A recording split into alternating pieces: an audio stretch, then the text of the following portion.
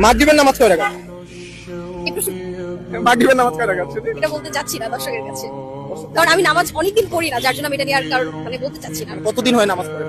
প্রায় বছরের বেশি হয়ে যাবে। আল্লাহ এক মাফ বছরের করুন। বেশি? জি। আমার লাস্ট আমি নামাজ পড়ছি কবে আমার সেটা মনে নাই। I am sorry. আপনি মুসলমান না? আচ্ছা, মুসলমান হয়ে 1 বছর ধরে নামাজ পড়তেছেন না, আল্লাহকে বিশ্বাস করেন? অবশ্যই জান্নাত জাহান্নাম বিশ্বাস করেন? অবশ্যই। তা আপনি যদি এখন মারা যান, হ্যাঁ, তখন কি করবেন? কি জবাব দিবেন কবরে গিয়ে?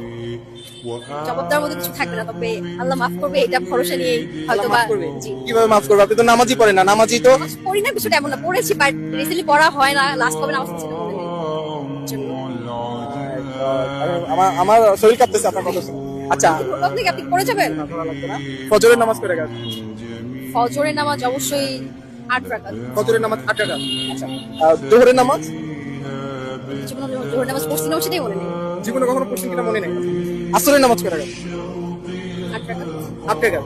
এশারের নামাজ 14 রাকাত বা 12 রাকাত। 14 রাকাত বা 12 রাকাত। আমাদের বাংলাদেশের সুপারস্টার কে জানো? কে? শাকিব খান।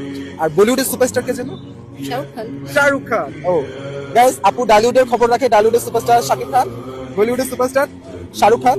বাট আফসোসের বিষয় হচ্ছে মানে নামাজ কয় ওয়াক্ত, কোন ওয়াক্ত নামাজ কয় রাকাত সেটা আপু জানে না। এটা সত্যি অনেক বেশি দুঃখের বিষয়।